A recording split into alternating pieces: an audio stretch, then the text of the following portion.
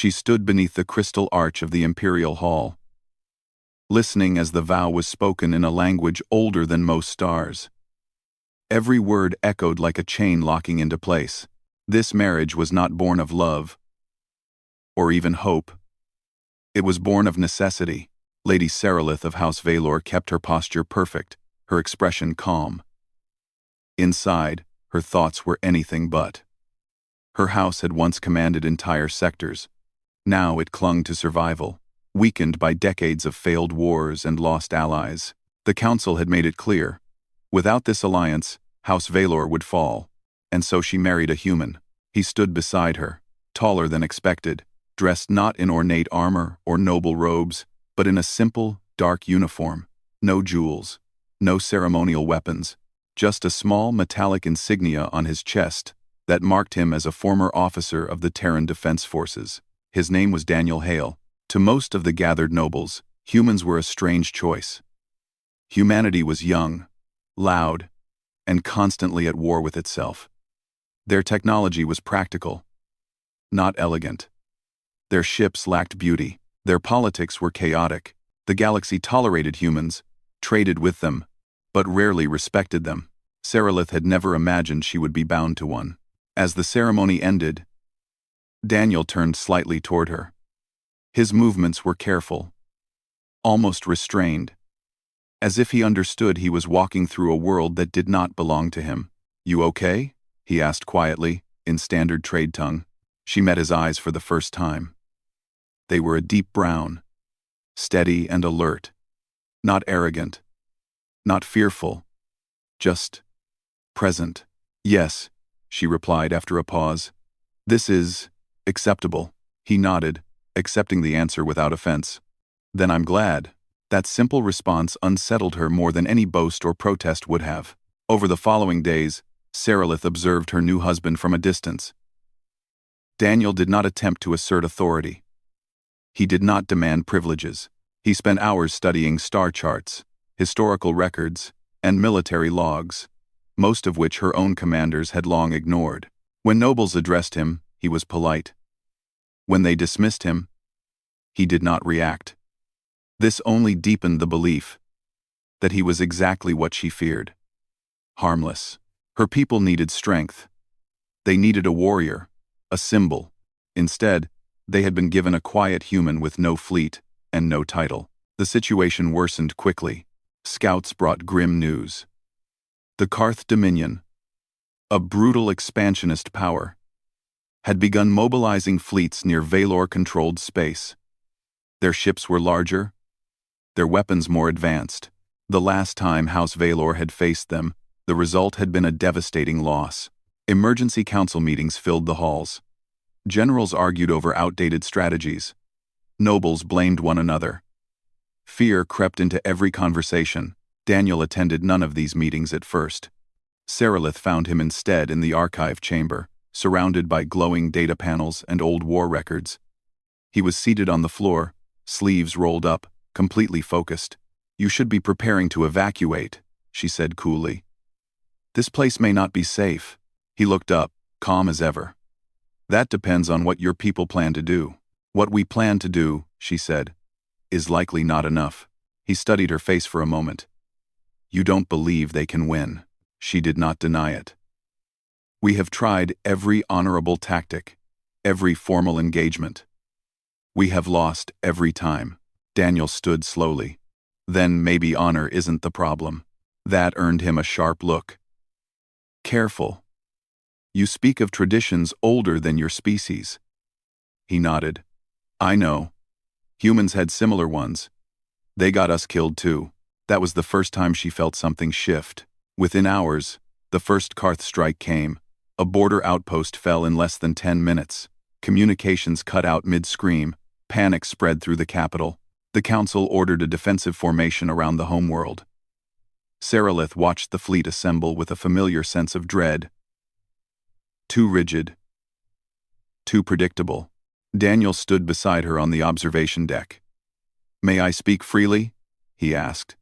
She hesitated, then nodded. "You may. They're going to break through that formation in the first hour," he said simply. Anger flared. You have no command authority. No, he agreed. But I've seen this pattern before. Different enemies. Same mistakes. She turned to face him fully. Then what would you do, human? He did not answer right away. He activated a holo display and began rearranging fleet icons with swift, precise movements. I would stop trying to win clean, he said. I would make it hurt to attack you. I would force them to slow down. Confuse them. Bleed them. This is unconventional, she said carefully. It's survival, he replied. The council rejected his proposal within minutes. A human advising alien fleets was already seen as embarrassing. Allowing him influence during a crisis was unthinkable. Seralith expected Daniel to react, to protest, to retreat into silence. Instead, he smiled faintly. All right, he said. Then I'll help where I can. The Karth attack came in waves. The first defensive line collapsed exactly as Daniel predicted. The second held longer, but only because of an accident. A human logistics ship, acting without direct orders, deployed debris fields and signal jammers to protect a retreating Valor cruiser. The maneuver was messy, reckless, and effective. Daniel had trained that crew. Small incidents followed. Human crews improvising repairs mid-battle. Human pilots refusing retreat orders to draw enemy fire away from civilian transports. Losses were heavy, but the Karth advance slowed. Seralith watched the battle unfold from the command chamber, her heart pounding. For the first time, the enemy was not advancing smoothly. They hesitated, adjusted, made mistakes. She turned to Daniel. What did you tell your people? He answered honestly. To protect each other, no matter what. By the end of the day, House Valor had not won, but it had not fallen either. The council was silent. Later that night, Seralith stood alone on a balcony overlooking the city. Fires burned in the distance, but the sky still held stars. Daniel joined her quietly. I'm sorry, he said, for the losses. She studied him.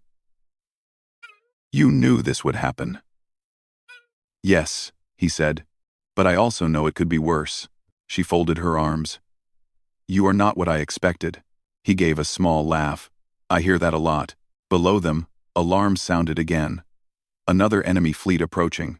Seralith looked out at the stars, then back at the human she had married out of duty. Tomorrow, she said slowly, the council will listen to you. We, we, we, we, we, we, we, we, we, we, we, we. Daniel met her gaze, his expression serious now. Then tomorrow, he replied, we stop losing. And somewhere beyond the void, the Karth Dominion prepared to face an enemy they still did not understand, one that did not fight for glory, or pride, or tradition. It fought to endure. Morning came without peace. The capital world of Valor woke under warning sirens and low-gravity tremors as fleets repositioned above the atmosphere. Smoke still drifted from damaged districts, and emergency transports moved in steady lines like ants repairing a broken nest. Lady Seralith entered the council chamber with measured steps. For the first time since the war began, the room was quiet. No shouting.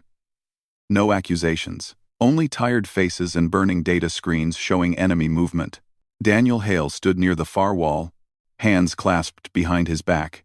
He had not slept. That much was clear from the slight tension in his shoulders and the dark shadows under his eyes. Still, he looked focused, alert. The high strategist spoke first.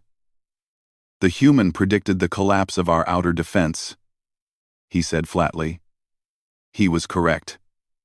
Murmurs spread through the chamber. Seralith stepped forward. He also slowed the enemy without formal command, she added, which none of us managed. Several eyes turned toward Daniel. Some curious, some resentful. The high matron exhaled slowly. Human, she said, you will speak. Briefly, Daniel nodded. He activated a holo display. Enemy fleet paths appeared, layered with Valor losses. The Karth Dominion fights like you, he said simply. Big formations, heavy front pressure. They expect you to respond the same way every time. One general snapped. Their strength demands it. Daniel looked at him. No. Their strength makes it dangerous. He changed the display. Smaller symbols appeared scattered, uneven. Humans learned a long time ago that fair fights get you killed, he continued. So we stopped fighting fair. The room stiffened. We break supply lines. We hit communication nodes. We retreat on purpose to pull enemies into bad positions. We don't aim to win fast. We aim to make war too costly to continue. Silence followed. Sarilith watched carefully. This was not arrogance. This was experience. And you can do this with our forces? The High Strategist asked. Yes, Daniel replied. But not if you keep trying to control every move from this room. A sharp intake of breath echoed.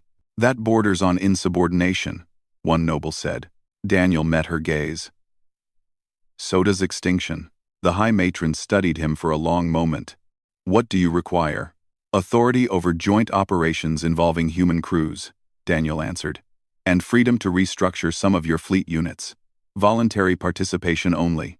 The council exchanged looks. Sarilith spoke before hesitation could turn into refusal. Grant it, she said. Or prepare evacuation plans. The decision was made. Within hours, the shape of the war changed. Daniel did not take command from a throne or central platform. He moved between ships, speaking directly to captains and crews. He listened more than he spoke. He asked questions the Valor officers never considered. How fast can you turn under damage? How long can your crew operate without resupply? What scares your enemy most? Human crews integrated with Valor units in small groups, not grand formations. They shared tactics, not orders. The result was messy, uneven, and alive. When the Karth advanced again, they found nothing where they expected resistance. Defense platforms powered down and drifted, appearing abandoned. Border fleets retreated suddenly, leaving open space. The Karth pressed forward, confident. Then space exploded with motion. Hidden mines activated late, detonating behind advancing ships. Electronic noise flooded sensors. Valor strike craft emerged from unexpected vectors, hitting engines instead of shields. Human pilots flew dangerously close, drawing fire and vanishing into debris fields. Valor ships followed, learning to trust chaos over formation. Losses mounted on both sides, but for the first time, the Karth advance slowed not from resistance, but from uncertainty. Sarilith observed from a mobile command vessel, her claws gripping the railing as reports streamed in. None of this resembled the wars she had studied. It was ugly, confusing, terrifying. It worked. Enemy forces are breaking pursuit, an officer reported. They're regrouping. Daniel nodded once. Good. That means they're thinking. She turned to him. You planned this to fail? I planned it to teach, he replied. Next time, they won't rush in. That gives us time. And if they adapt? He looked at her. Then so do we. Over the following cycles, stories spread through the fleet. A Valor cruiser crippled and drifting, saved by a human repair team that worked in vacuum longer than regulations allowed. A human boarding squad holding a corridor against overwhelming numbers, buying time for evacuation.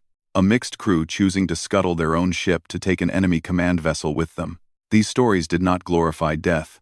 They spoke of refusal, of not giving up space, time, or people easily. The Karth Dominion began broadcasting warnings to their commanders. Humans were to be avoided if possible. Engagements involving mixed crews were labeled high risk. Sarilith read those reports in silence. One evening, she found Daniel alone in the ship's quiet chamber, staring at a projection of Earth. A blue and white sphere, scarred but alive. You miss it, she said. Sometimes, he admitted. Mostly I remember what it cost us to keep it. She hesitated. Do humans enjoy war? Daniel turned to face her fully. No. We remember it. That answer stayed with her. The next Karth offensive came with overwhelming force. They adapted, tightening formations, increasing firepower. This time, they did not chase. They burned everything in range. Several Valor ships were lost in minutes. Daniel issued retreat orders immediately. Panic spread. Valor officers protested. Retreat meant dishonor. Retreat meant loss. But the human crews obeyed without question. They fell back through narrow passages between asteroid belts, through radiation storms mapped only hours earlier. Karth ships followed slowly, cautiously. Then the trap closed. Valor artillery platforms, repositioned in secret, opened fire from extreme range. Human strike craft hit exposed flanks. Enemy shields overloaded under sustained pressure. For the first time, a Karth battleship exploded in full view of the capital world. Cheers erupted across Valor space. Seralith did not cheer. She watched Daniel. He did not smile. "They'll respond harder now," he said. And they did. The Karth Dominion declared total war. Planetary bombardments began on outer colonies. Civilian transports were targeted. Fear spread faster than any fleet. Seralith felt the weight of leadership press down on her like gravity. She confronted Daniel in private. "This cannot continue," she said. "My people are breaking. So are theirs," he replied quietly. "That is not victory." "No," Daniel agreed. "But it's leverage." He activated a final projection. A map of Karth territory deep, vital systems. "You want this to end?" he asked. "Then we make them understand loss the way humans do." Carefully. Precisely. She stared at the map.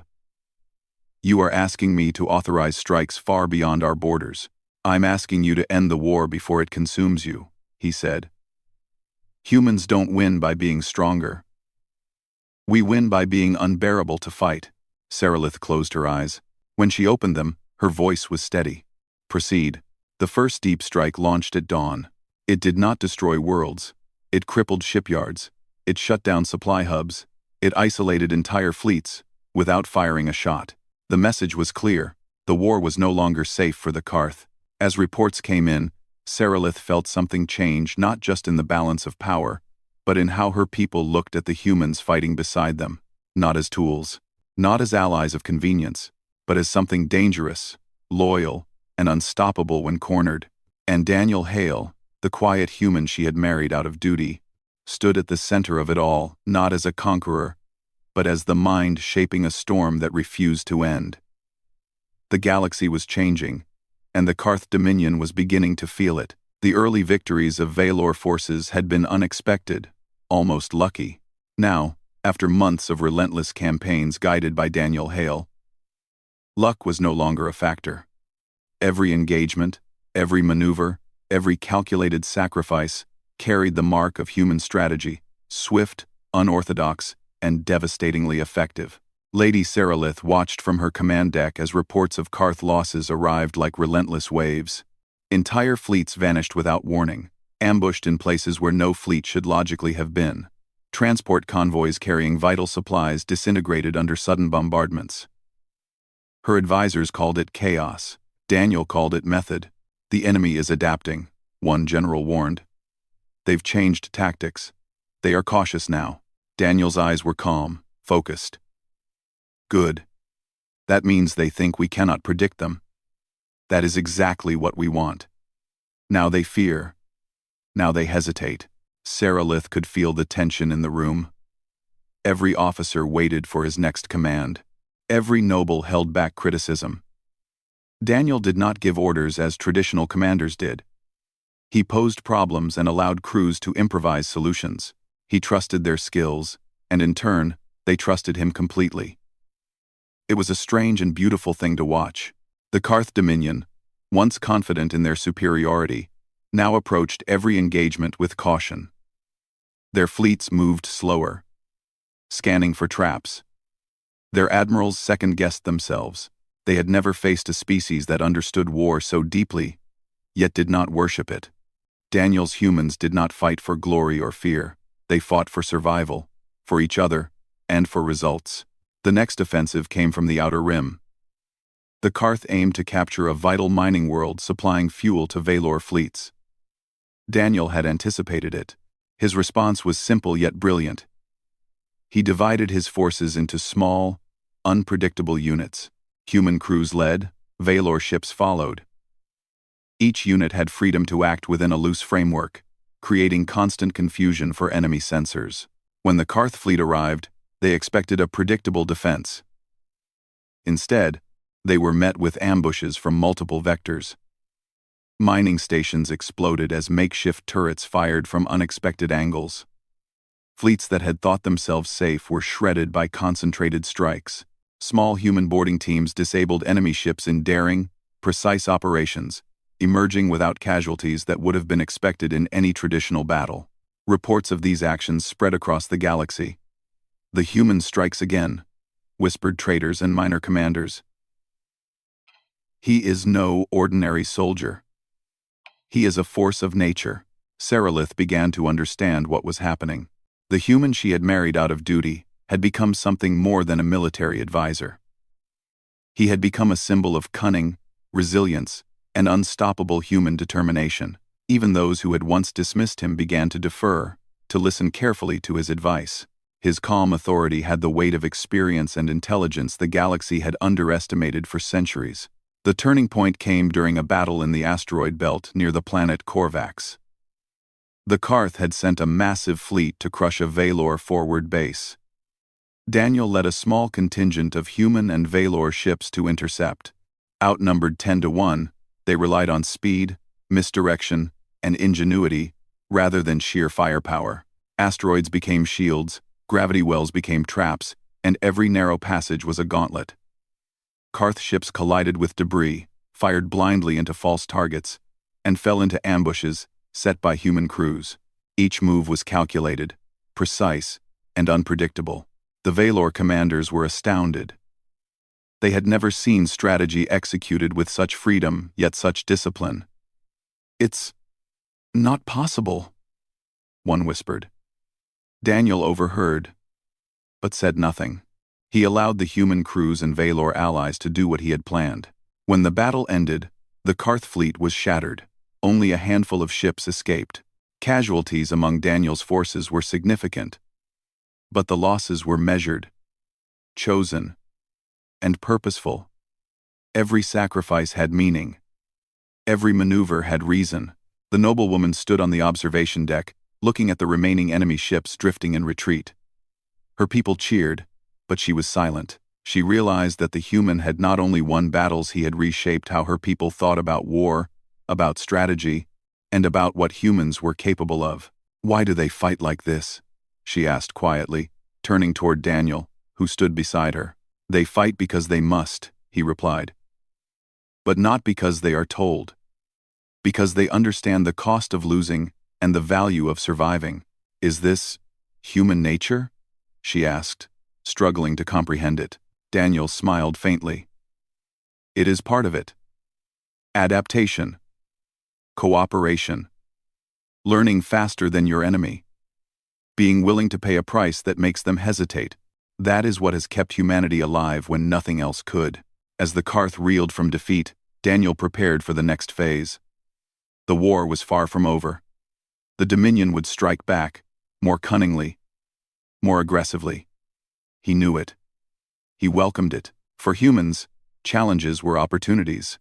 He began planning not just defensive strategies, but counteroffensives that would stretch the enemy thin across multiple sectors, forcing them to fight on terms they could not anticipate. Over the following cycles, the human's influence grew. Valor officers who had once dismissed him now sought his counsel eagerly. Mixed units became the norm. Human tactics spread like wildfire through the ranks, small, adaptive, unpredictable groups that struck where the enemy was weak, never where they expected. The noblewoman observed this transformation daily. She had married for duty, yet she began to feel something entirely different. Admiration. Respect. The human had become indispensable. Not through status, but through intellect, skill, and unwavering calm in the face of disaster. One evening, she joined him in the strategy chamber. He was studying maps, but this time not for immediate combat. He was analyzing enemy supply lines, predicting shortages, and identifying weak points across multiple sectors. His focus was absolute. "They will run out of fuel within 4 cycles," he said without looking up. "We can force them to retreat before they lose more ships." Sarilith studied the map, nodding slowly. "And if they try to strike at our core worlds in desperation?" Daniel's eyes met hers. "Then we force them to choose between attacking where they cannot win or retreating in confusion. Either way, humanity survives. Either way, Valor survives." In the quiet of the chamber, she understood something fundamental.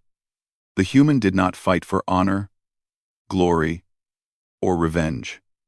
He fought for outcome, for survival, for calculation, and in that, he had become more than a commander. He had become a god of war in the eyes of those who followed him, not because of bloodshed, but because of certainty, presence, and intelligence that no other species had ever seen applied so ruthlessly, so cleverly. The next engagement was decisive. Daniel orchestrated a series of rapid strikes across multiple sectors, striking not the enemy's strongest fleets, but their weakest, most critical points: shipyards, supply convoys, communication nodes. Each was targeted with precision. By the time the Karth realized the scale of the offensive, entire divisions had been isolated, their fleets scattered, their morale shattered. Casualties were inevitable, but every move was calculated. Every loss served a purpose. The enemy began to fear engagement, not because of the humans' aggression, but because they could not predict him. Every strike carried the weight of inevitability. The noblewoman watched as entire sectors of Karth territory were cut off, trapped between Valor and human forces. Her people, once skeptical of humanity, began to cheer human ingenuity and bravery. Her house's soldiers now believed that the human beside her could accomplish what their ancestors could not in centuries. Yet Daniel remained calm. He did not celebrate. He studied, calculated, planned. He did not see victory in glory. He saw it in results. Sarilith approached him as the battle reports continued to arrive. "Do you tire?" she asked. He shook his head. "War tires only when it is mismanaged. When it is understood, it is simply work. Work that saves lives. And if it never ends, then we adapt," he said simply. "That is what humans do." In the silence that followed, she realized that she had been wrong to assume he was insignificant. She had married out of duty, expecting a man she could control, predict, or dismiss. Instead, she had married a force that could not be dismissed, a mind that would not be tamed, and a presence that had reshaped her world. The Karth Dominion, now fragmented and cautious, began to recognize the human as something beyond ordinary. Rumors spread among their fleets. The human who does not tire, who does not fear, who predicts moves before they are made. Stories of small victories became legends. Tales of impossible retreats and ambushes circulated like myths. And through it all, Daniel moved like a shadow across the battlefield.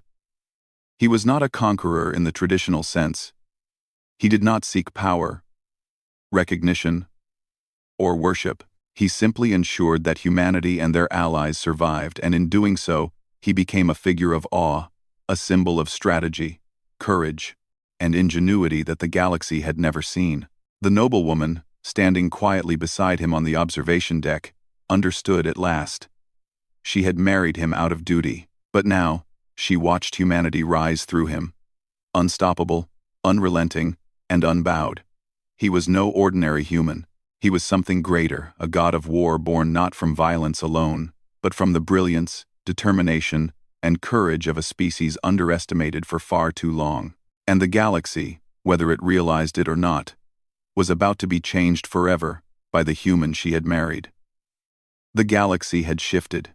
Entire sectors that had once bowed to the Karth Dominion now trembled at the efficiency and unpredictability of human-led strategy. Every major engagement was a test of will, and humans, guided by Daniel Hale, had proven themselves relentless and precise. The Karth had retreated in some areas, collapsed in others, and learned the hard truth. To fight humanity was to fight a force that refused to be pinned, anticipated, or intimidated. Lady Sarilith watched from her command vessel as the remnants of Karth fleets attempted to regroup. Once the proud conquerors of star systems, they now scouted cautiously, unwilling to risk their remaining ships in direct engagements. They underestimated humans at their peril.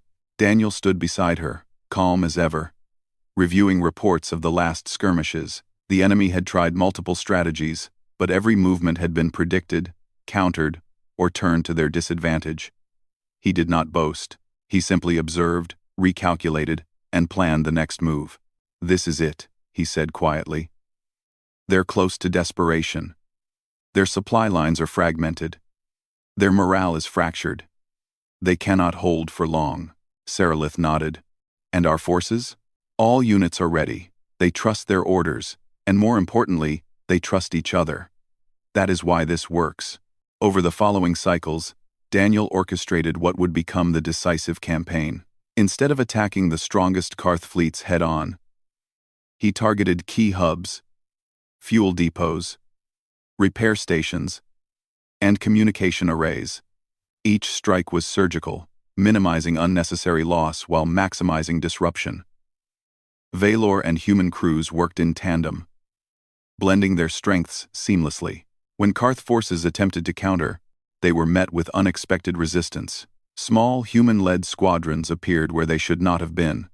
Ambushes struck from unpredicted angles, and every attempt to retake strategic points was thwarted by meticulous planning. The Dominion had the numbers, but humans had adaptability, intelligence, and unpredictability. Sarilith moved among her people, observing reactions. She had expected awe, but she saw something more profound. Hope. Her people no longer whispered fearfully about inevitable defeat. They acted with confidence, inspired not by orders from distant nobles, but by the human who fought alongside them. Daniel had transformed not only strategy but morale, showing that even the smallest crew, when used wisely, could turn the tide of war. One night, after an exhausting cycle of operations, Sarilith found Daniel on the observation deck, gazing at the stars. The warscape below glowed with the light of active fleets, and yet he seemed untouched by chaos. "Do you ever tire of it?" she asked, her voice soft. He shook his head. "Not while it can be understood. War is work. It only tires those who fight blindly." She studied him, realizing how wrong she had been to judge him when they first married. Duty had brought her to him, yes, but she had discovered something far greater. A mind that could see paths others could not. A calm that could steady thousands in fear, and a determination that refused to bend.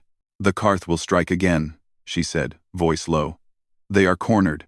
They fight with desperation." "That is exactly what I want," he replied. "Desperation forces mistakes. Mistakes give us options." The next engagements were the culmination of months of planning. Daniel coordinated strikes on multiple fronts, stretching the Karth forces thin and isolating key leaders. Fleets that had once seemed invincible fell into traps. Supply lines were severed. Communications disrupted.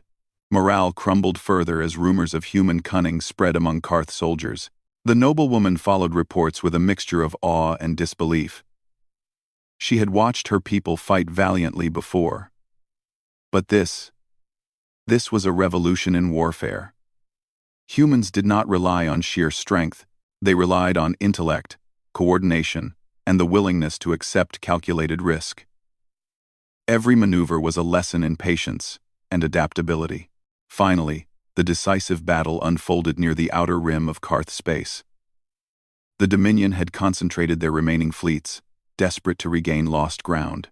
Daniel deployed his forces not in a single formation, but as multiple independent units, each capable of autonomous action, each unpredictable in movement. The Karth were confused almost immediately, unable to track or anticipate the flow of battle.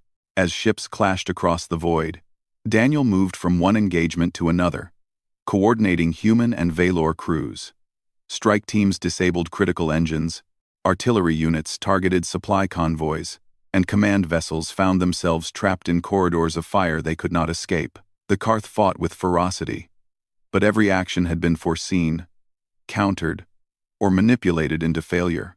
From her observation post, Sarilith felt an unfamiliar sense of exhilaration. The humans were not invincible, but they were inexorable. Every loss the enemy suffered made victory closer, more tangible, more inevitable. By the end of the cycle, the Karth fleets that remained had no choice but to retreat. Entire systems surrendered, preferring to avoid annihilation.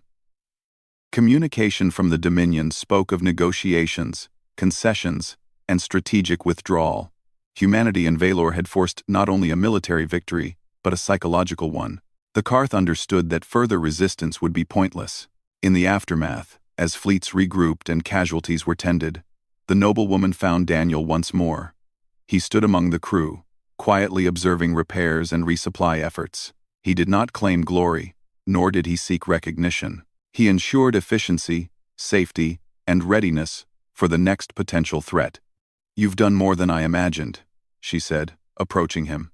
"I've only done what needed to be done," he replied calmly. "The rest is your people's courage. Their willingness to fight beside us." She considered this. Indeed, he had guided, but the Valor had acted, learned, and adapted. The humans had shown the way, but it was the collaboration, the trust, that had carried them to victory. "You changed the galaxy," she said softly. "And yet, you remain the same." Daniel looked at her. "I did what had to be done." Humans survive by seeing clearly, acting decisively, and learning constantly. That is all. For Seralith, it was more than survival. She had married a man she thought insignificant. Instead, she had discovered a being who could reshape entire civilizations through intellect, courage, and unshakable calm. She began to see him not merely as her husband, but as a symbol of everything humanity could achieve when underestimated and ignored. As months passed, peace gradually returned. The Karth withdrew to rebuild, their empire fractured.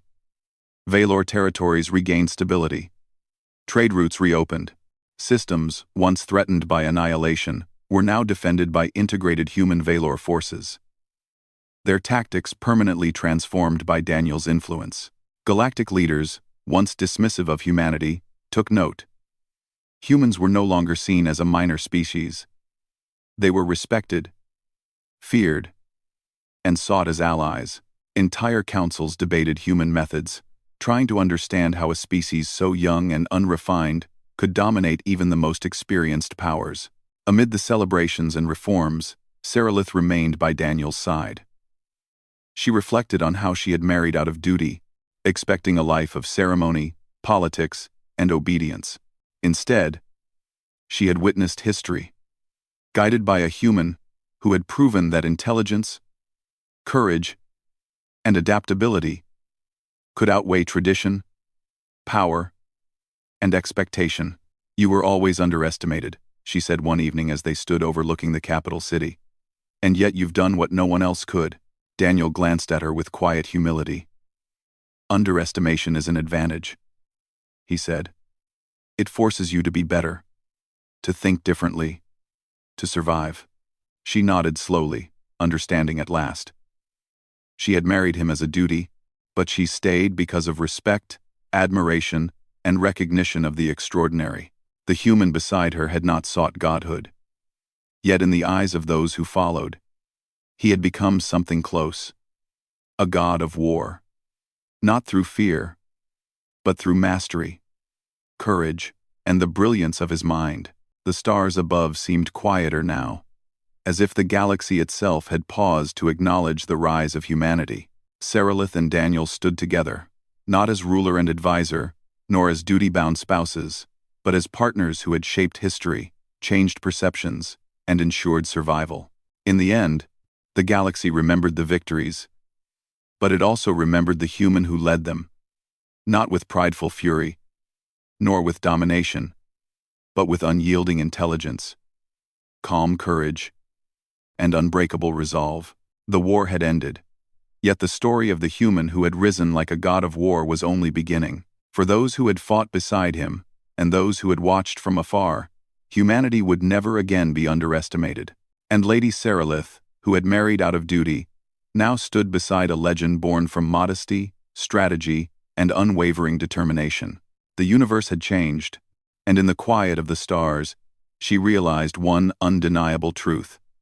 Sometimes, duty leads to discovery, and discovery leads to awe. The human had risen, not for himself, but for all who would follow, and the galaxy would never forget.